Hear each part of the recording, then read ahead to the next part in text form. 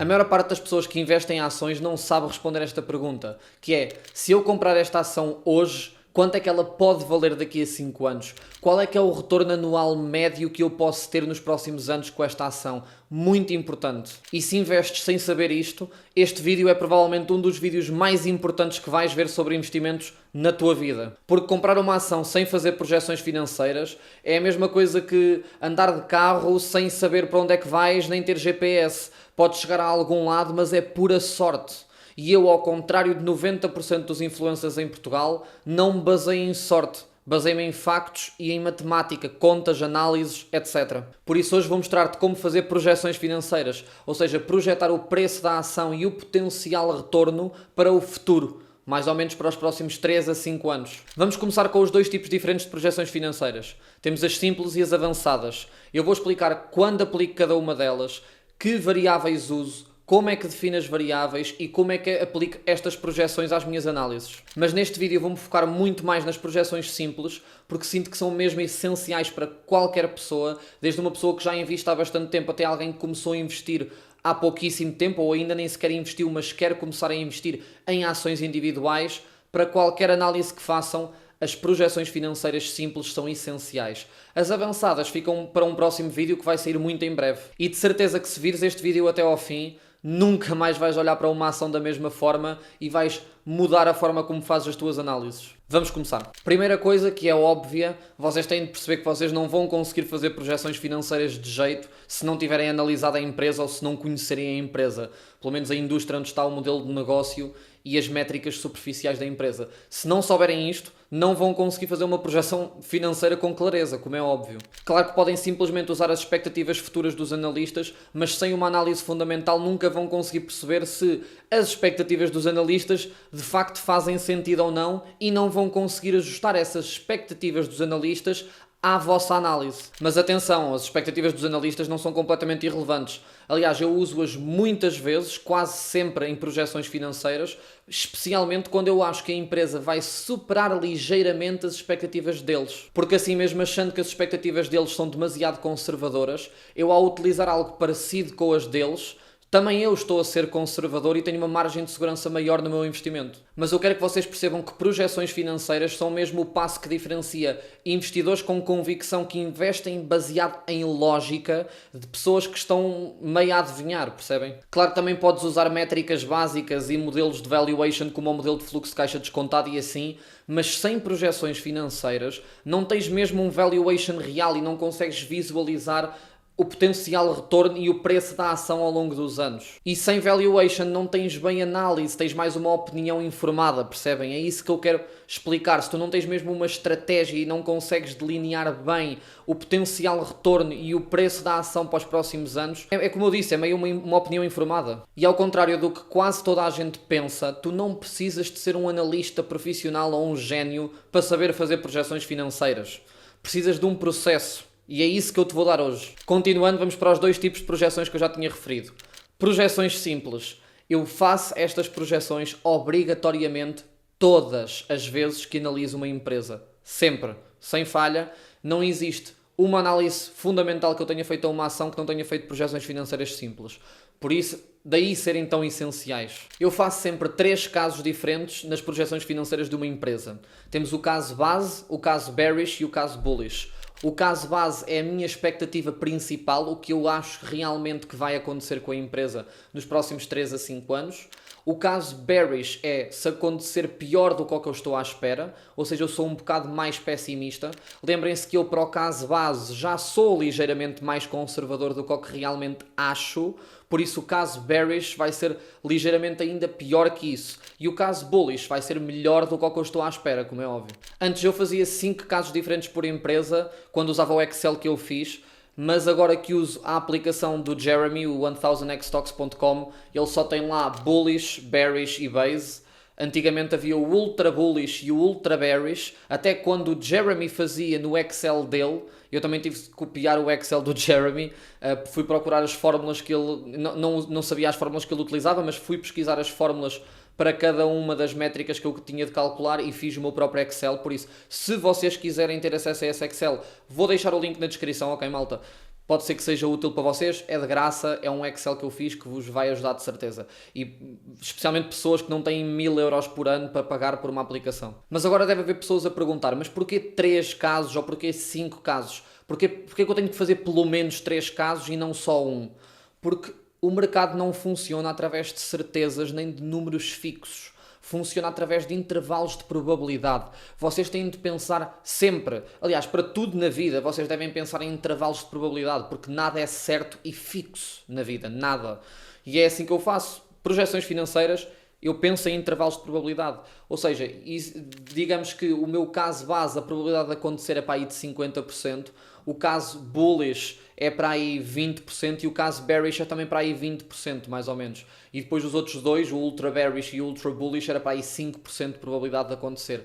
É mais ou menos assim que eu penso e vocês deviam fazer o mesmo, pelo menos a minha estratégia resulta. Vocês têm de sempre lembrar que projeções financeiras não é para ter a certeza de nada, é só para perceber a trajetória do potencial retorno e do preço da ação da empresa nos próximos anos para perceber se de facto é um bom investimento ou não.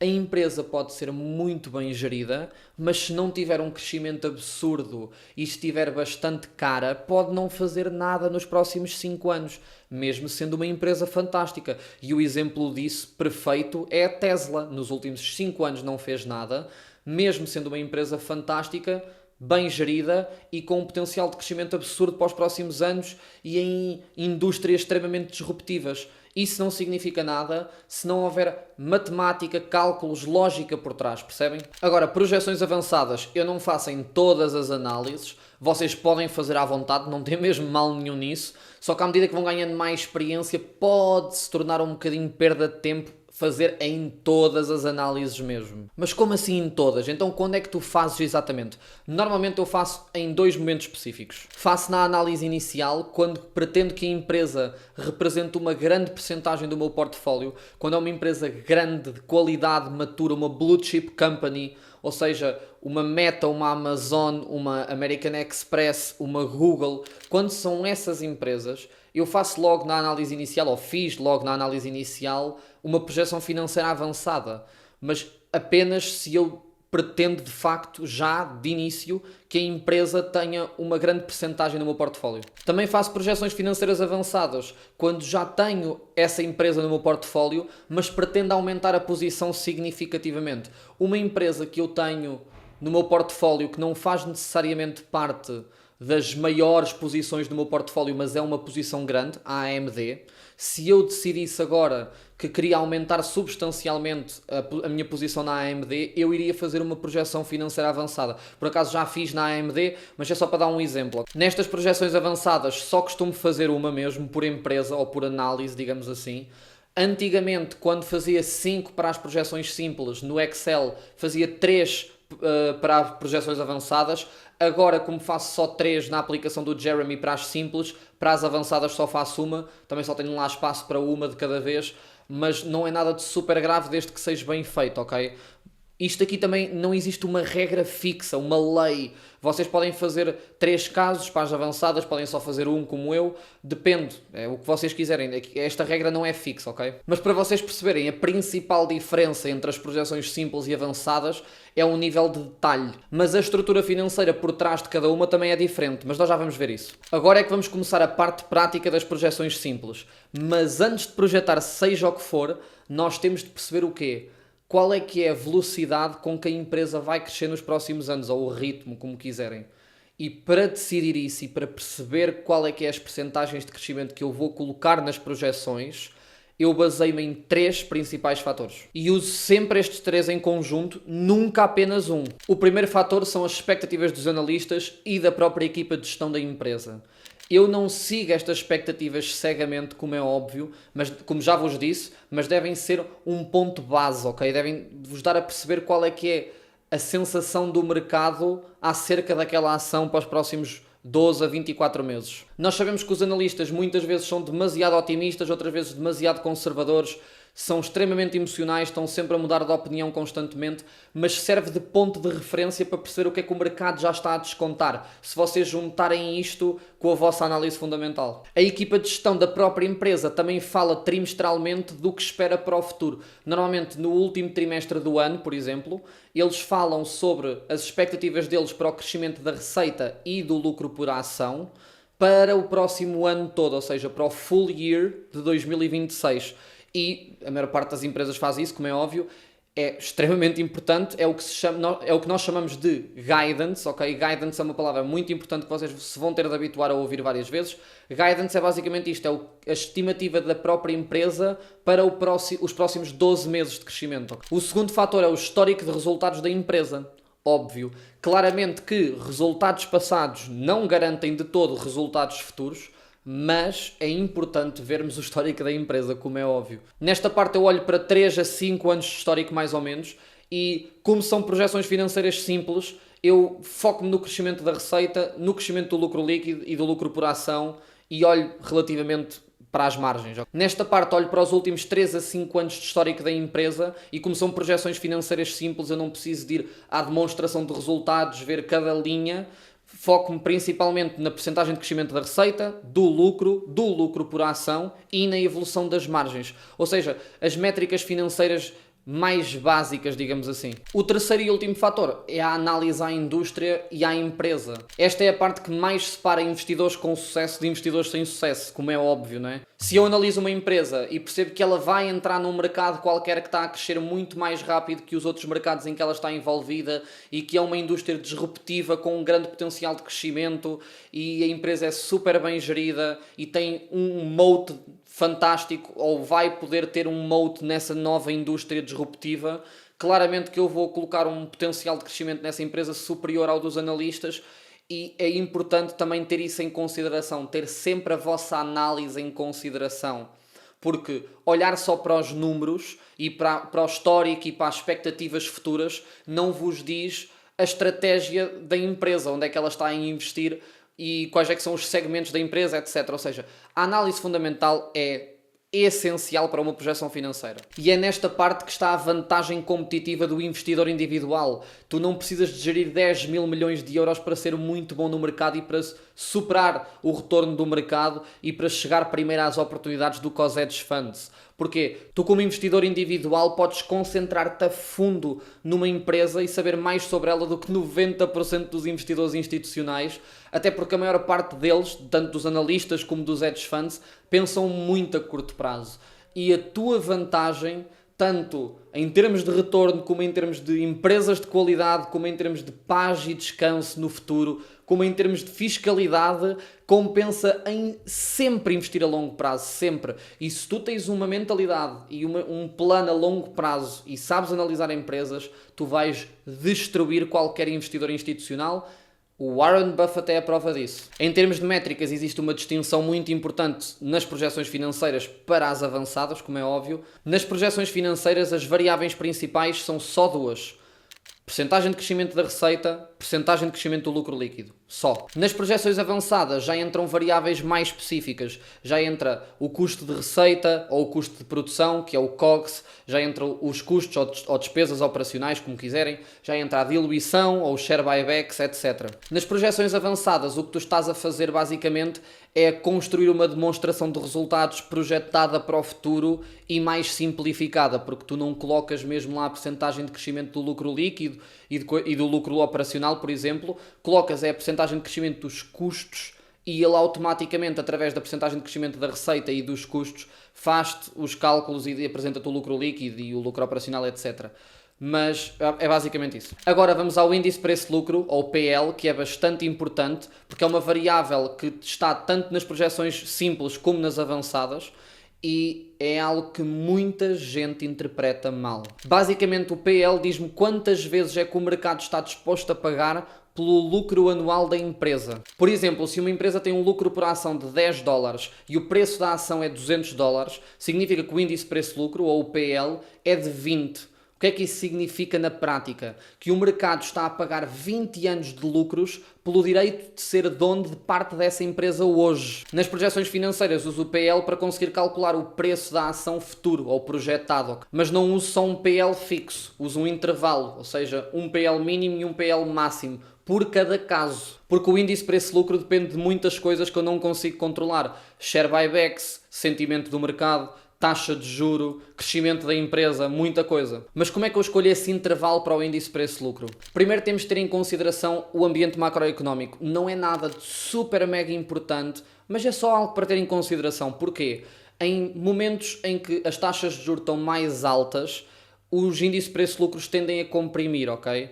E vice-versa, quando as taxas de juros estão mais baixas, tende a ser o índice preço-lucro torna-se mais favorável, existe mais expansão do índice preço-lucro. Depois também olho para o histórico do índice preço-lucro da empresa.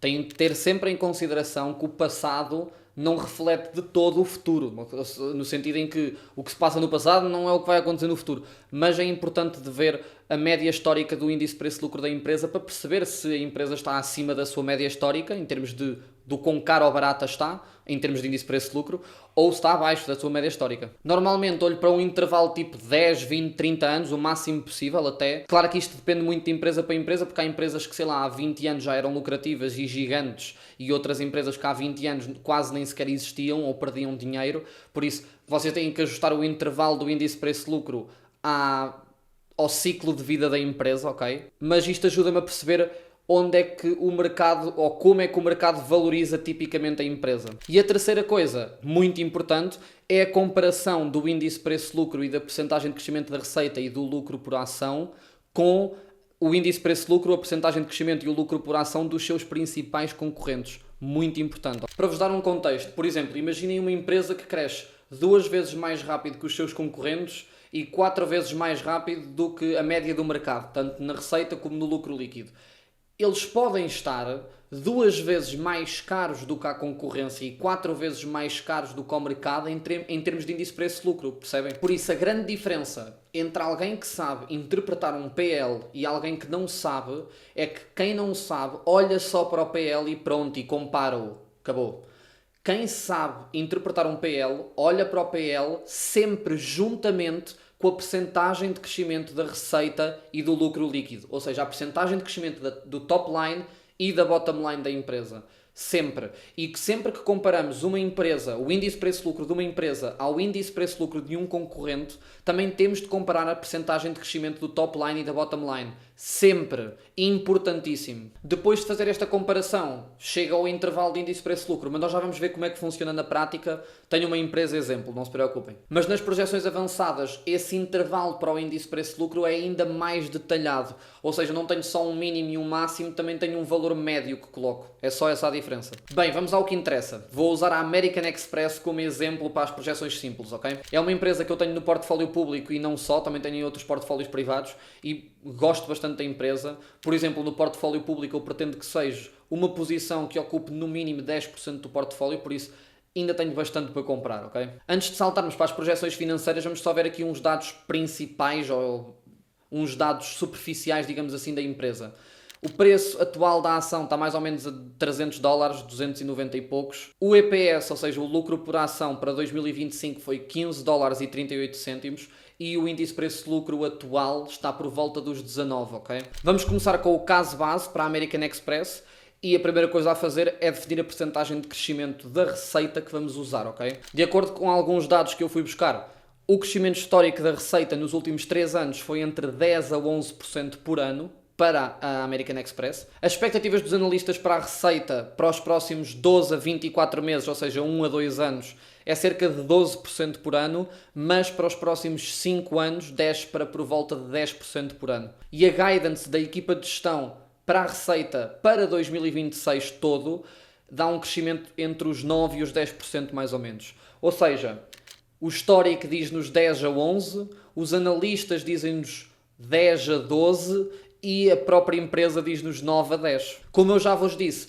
para além destes dados que vocês estão a ver agora, se também tiverem feito uma análise fundamental à empresa, conseguem logo ter uma percepção fantástica do intervalo do crescimento da receita que vão colocar ou dos possíveis crescimentos da receita que pode acontecer tanto no caso base, como no caso bullish, como no caso bearish. Vindo agora aqui ao 1000xstocks.com, que é a aplicação do Jeremy, claramente que a maior parte de vocês não precisa de pagar valores absurdos por isto, até porque não compensa assim tanto para o que pagam. Para a maior parte de vocês, o que faz mais sentido é fazer download do link que está na descrição, que tem o Excel feito por mim de projeções financeiras, e dá para a maior parte dos casos, ok? Mas temos aqui caso bullish, como eu tinha dito, caso base e caso bearish, ok? Vamos começar com o caso base, que eu tinha dito. De acordo com as expectativas que nós vimos, tanto dos analistas como da equipa de gestão, como do histórico, e baseado na minha análise, eu acho que a empresa, a American Express, vai crescer 10% por ano para os próximos anos, ok? Ou seja, eu vou colocar cerca de 10% de crescimento de receita nestes anos todos, ok? Agora, lucro líquido. Crescimento histórico do lucro líquido nos últimos 3 anos está entre 13% a 14%. As expectativas dos analistas para o EPS, que é o lucro por ação, só encontra o lucro por ação, ou seja, para o EPS, para os próximos 12 a 24 meses, é cerca de 14,5% por ano, ok? Mais ou menos. E a guidance da própria equipa de gestão para o EPS para 2026 espera-se um crescimento entre os 12,5% e os 16,5%, mais ou menos. Ou seja, uma média de 14,5%, mais ou menos. Ou seja, temos 13 a 14, 14,5% e 14,5%. Claro que vocês podem assumir que a empresa vai conseguir ter uns 16%, 17% de crescimento de lucro líquido, porque eles até são conhecidos por superarem expectativas dos analistas, mas nunca se sabe, ok? Por isso, baseado nestas expectativas, como é um caso base e eu quero ser relativamente conservador, eu vou colocar cerca de 15% de crescimento do lucro líquido, mais ou menos. Mas o que eu vou fazer é, em 2026 a crescer 15%, de acordo com o ambiente macroeconómico e como eu vejo macroeconomia e geopolítica, eu estou a contar com alguns problemas macroeconómicos em 2027. Por isso, eu em vez de colocar 15 em média, na média para tudo, vou colocar 14 aqui, 15 outra vez e 15 outra vez. Ou seja, eu estou a fazer 10% de crescimento de receita, 15% de lucro líquido em média, ok? Tem ali aquele 14, mas também não faz grande diferença, mas pronto. Agora, definir o intervalo do índice preço-lucro. Como é que eu defino o intervalo do índice preço-lucro? Já vos tinha dado a teoria, vamos à prática. O PL da SP500 está mais ou menos a 27. Se virmos o Shiller PE, que normalmente é basicamente um índice preço-lucro mais conservador, ok? Está neste momento a 37,5, a SP500. Mas, historicamente, a SP500 costuma estar entre os 16 e os 20 de PL, ok? Por isso, é 99,9% das vezes essa a média por onde eu me sigo. Entre os 16 e os 20 de PL para a SP500. É o normal, ok? Para 2026, a expectativa média da percentagem de crescimento da receita das empresas da SP500, ok? É 8%, e para o lucro por ação, ou seja, o EPS, é cerca de 15%. Depois, vamos à indústria, ou seja, fizemos o mercado no geral, indústria e principais concorrentes, e depois comparamos com a empresa, ok? Para a indústria da American Express, que é serviços de crédito, ou Credit Services, o PL é 23,4%. PL médio da indústria, 23,4%. E agora, pegando nas expectativas médias da percentagem de crescimento da receita e do EPS para os próximos anos, digamos para os próximos 2 anos, para as duas principais concorrentes da American Express, que é a Visa e a Mastercard, se eu vou comparar a American Express a alguma empresa, é a Visa e a Mastercard, obviamente, temos cerca de 13,5% para a receita e 16,8% para o EPS, ou seja, em média, a Visa e a Mastercard nos próximos 2 anos vão crescer cerca de 13,5% por ano a receita e o lucro por ação 16,8%. Em média, ok? Isto não é nada certo, é para vos dar uma ideia da trajetória e não valores reais absolutamente certos, ok? A Visa está a um índice preço-lucro de 28 e a Mastercard de 30. Como eu vos disse, a American Express está a um índice preço-lucro de 19 e a um preço-lucro futuro, ou um PL futuro, de 16. Ou seja, está muito mais barata do que as principais concorrentes, muito mais barata do que a média da indústria, mais barata do que aliás, inline, digamos assim, dentro do intervalo do que é considerado normal para a SP500, mas está a crescer mais rápido do que a média das empresas na SP500, e ligeiramente mais lento, mas quase ao mesmo nível que a Visa e que a Mastercard. E como vocês sabem, isto não é 100% certo, ok? mas é para vos dar uma ideia e eu já consigo ter uma ideia do índice preço-lucro que eu vou colocar. Vou ser extremamente conservador. Antes de eu colocar o índice preço-lucro, parece que a American Express está barata, mas algo a ter em consideração é a média histórica do índice preço-lucro nos últimos anos. Se vamos ver o histórico do PL da American Express nos últimos 30 anos, porque dá para ver no stockanalysis.com, vemos que ela está bastante até acima da média do PL que costuma ter, ok? Costuma andar por volta dos, diria, 12, 15 e está a 19, ou seja, está acima da média histórica, por isso é só para ter em consideração, não é nada de super gravíssimo ou super importante. Convém ter em consideração, basicamente, o que eu interpreto com isso é possível que mesmo a empresa sendo bem gerida, possa descer ainda mais. Ainda tem mais para descer, não é por estar barata que não vai descer mais. Por isso, para terminar este caso base, que é mais um caso bearish, eu estou a ser bastante conservador, 10% de crescimento da receita, 15% de lucro líquido e vou meter entre 15 a 20, ok? Entre 15 a 20 durante os anos todos, acho que faz sentido. Aliás, não faz sentido, eu estou a ser conservador, como é óbvio, mas pronto. Porque eu estou a colocar basicamente o índice preço-lucro médio do mercado. Isto é a PayPal, malta. Eu estive a fazer este tempo todo isto na PayPal.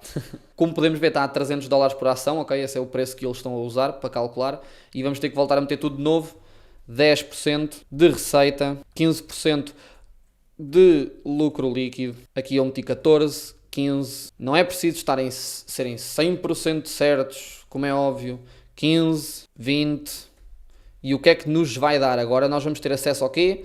Ao preço da ação projetado e ao crescimento anual, ao potencial crescimento anual composto, ou taxa de crescimento anual composta durante os próximos anos. O que é que nós vemos aqui? Em 2026, a crescer 10% a receita e 15% o lucro líquido, e entre 15 e 20 de índice preço-lucro, ela devia estar entre estes valores, e por acaso está mais ou menos entre estes valores, mas sinceramente eu acho que a receita da American Express cresceu menos do que 10% este ano, não tenho a certeza.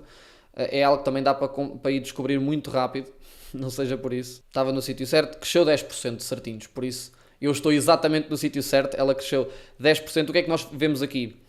Vemos que em 2029 o preço da ação da American Express vai estar entre os $406 e os 540. Isso dá-nos uma taxa de crescimento anual composta entre os 8% e os 16%. Ou seja, é bom. Se formos ali à média, dá para aí 12% por ano. Tudo bem, para uma empresa que até paga dividendos, não são muitos, mas paga, e é uma empresa bem gerida que tem muitas margens para expandir. Lembrem-se, eu estou a ser conservador no caso base. Okay? Não se esqueçam disso. Para os mais curiosos, querem saber a fórmula para descobrir o preço da ação projetado e a taxa de crescimento anual composta projetada para o preço da ação, a única coisa que isto faz é pega no índice preço-lucro que eu defini, por exemplo 15, e multiplica pelo EPS, pelo lucro por ação. Multiplicam o lucro por ação pelo EPS e vai dar este valor. Multiplicam o de baixo pelo EPS e vai dar este valor. É só isso, ok?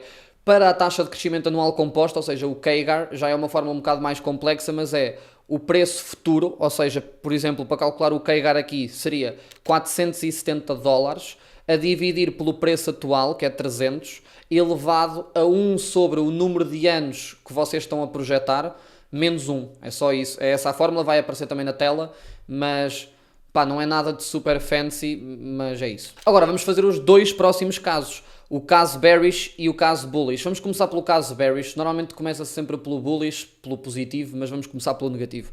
Para o negativo, eu estou a assumir que a empresa cresce 3% abaixo de todas as expectativas que existem para a empresa neste momento. Ou seja, cresce 7%, que seria horrível para a empresa, como é óbvio, e vou colocar, sei lá, 12% para o lucro líquido, ok? Ou seja, 7 e 12, e vou colocar aqui um índice preço-lucro extremamente baixo, mas não baixíssimo para a American Express. Se a American Express tiver de facto uma queda na percentagem de crescimento da receita e do lucro líquido, eles caem para estes índices preço-lucros, na boa. Já aconteceu no passado, a maior parte do tempo teve a estes índices preço-lucros, por isso é bastante possível que volte para eles.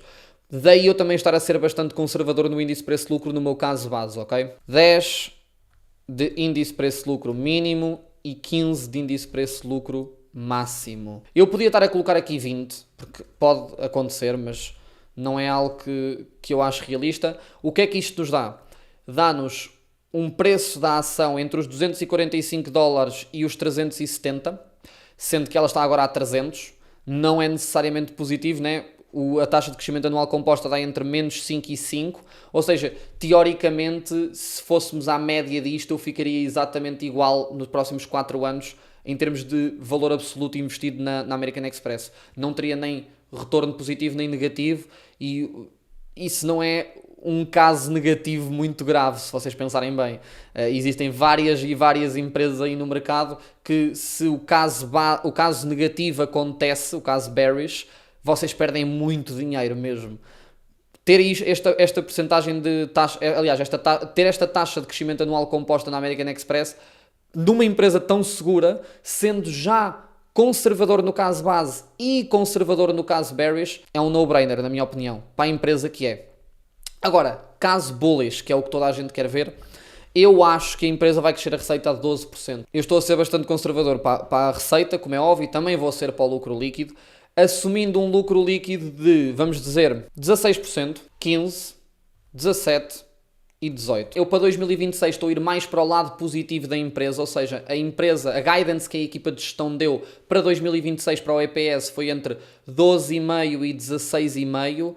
Vocês têm que sempre retirar um bocadinho entre o EPS e o lucro líquido, porque no EPS existe um bocadinho de manipulação na questão dos share buybacks. Se a empresa não tiver um grande crescimento na lucratividade, mas comprar muitas ações, o EPS vai subir artificialmente sem de facto a lucratividade ter aumentado.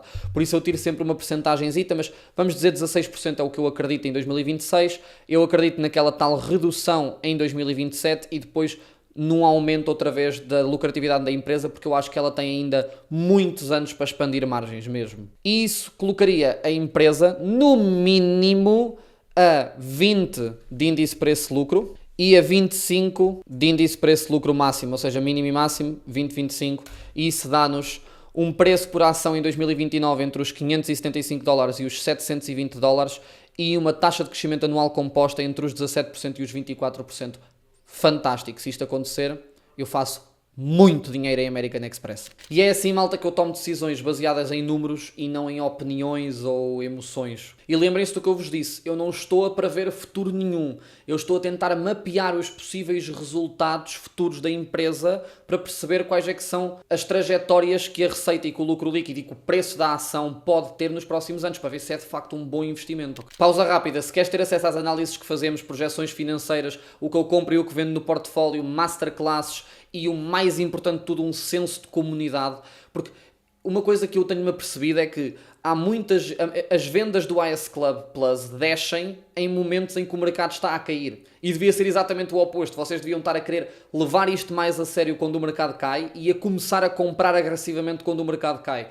Por isso, ter um senso de comunidade de pessoas mais avançadas do que vocês em termos de experiência e que vos expliquem as coisas e ter pessoas com quem falar sobre estes assuntos é muito importante. Por isso, se quiserem, tem um link em baixo, AS Club Plus, e também tem o AS Club gratuito, por isso estão à vontade. Bem, as projeções avançadas são uma versão bem mais detalhada do que é uma projeção financeira. Como eu já vos tinha dito, em vez de projetar só a receita e o EPS, vocês estão basicamente a construir uma demonstração de resultados mais simplificada, ok? Linha a linha.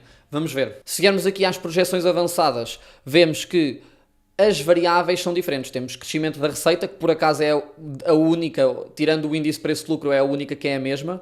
Depois temos custo de receita, ok? Que está na demonstração de resultados. Temos despesas operacionais, muito importante. Outras despesas que normalmente estão relacionadas com juros e impostos. Ensinei-vos isso no último vídeo. Depois temos aqui shares dilution, ou seja, se vocês colocarem aqui uma percentagem positiva, estão a assumir que vai haver diluição do acionista, ok? Ou seja, que as ações em circulação vão aumentar e não diminuir. Empresas de qualidade e já maturas costumam fazer share buybacks, que é o oposto de diluição. Ou seja, se vocês quiserem assumir share buybacks, vocês têm que colocar aqui uma percentagem negativa, ok? Muita atenção a isso. E depois temos o tal intervalo de índice preço-lucro, que é mínimo, médio e máximo, ok? E aí teriam aqui tanto o share price, o preço da ação médio, e aqui também o intervalo especifica mais, ou seja, temos mínimo, médio e máximo. Temos aqui o market cap mínimo, médio e máximo. As projeções avançadas, pelo menos na aplicação do Jeremy, também nos dão um market cap estimado, ok?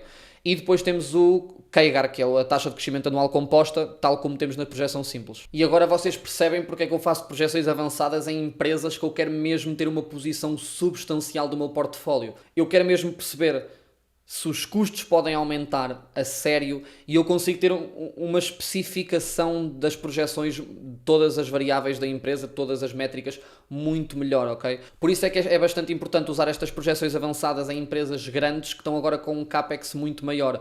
Eu mostrei as minhas projeções avançadas para a Amazon, por exemplo, num vídeo que eu fiz há uns tempos.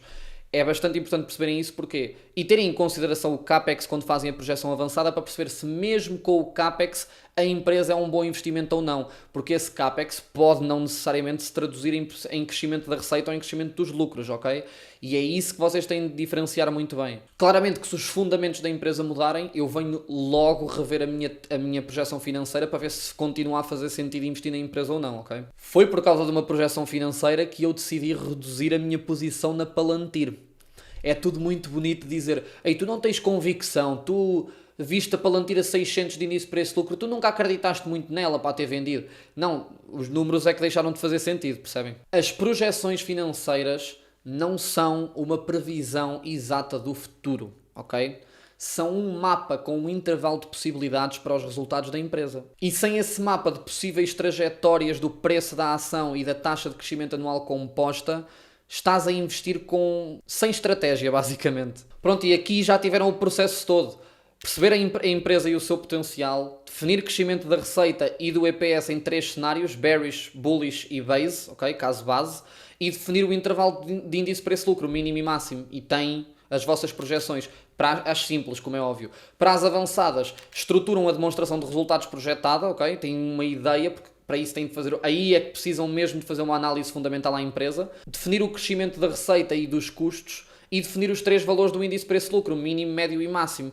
Por exemplo, nesta situação, que se eu fosse fazer uma projeção avançada para a American Express, eu teria colocado 10, 15, 20, ok? Para ser conservador. Se eu quisesse ser menos conservador, colocaria 15, 20, 25 no índice preço-lucro. Mas se conseguires fazer estas projeções financeiras simples, de forma consistente, já estás a fazer algo que 90% das pessoas não faz e por isso é que vais ter mais sucesso do que 90% das pessoas. Existem razões pela qual há certos investidores com mais sucesso que outros, ok? Mesmo que as projeções não estejam perfeitas, já vais ter bastante sucesso ao começar a tentar pelo menos aplicar isto, ok? Já agora, malta, para terminar, para além do AS Club Plus e do AS Club, se tens mais de 100 mil euros de património líquido e gostavas mesmo de aprender a investir em empresas e saber tudo o que eu sei sobre análise de empresas e ter 100% de autonomia para o resto da tua vida a analisar empresas, tu sais com uma estratégia de investimento, com um plano para gerires o teu portfólio e para saberes exatamente o que fazer para analisar empresas, também tens um link para um formulário aí em baixo, podes preencher para a mentoria, ok? Mas antes de irem, fiquem com isto, ok? O mercado vai sempre subir, vai sempre descer, vão vir novos políticos, vão vir novas crises, vão vir novos desastres, novas guerras. A única coisa que te mantém racional no mercado é a tua análise fundamental a uma empresa baseada em lógica e em números e teres uma projeção financeira que te permita visualizar o potencial retorno dessa ação. Baseia-te em factos e em lógica e não em emoção e em acontecimentos macroeconómicos sobre os quais tu não tens controle nenhum. Por isso, faz as projeções, define a tua estratégia e baseia-te em factos. Muito obrigado, malta, bons investimentos e vemos no próximo vídeo.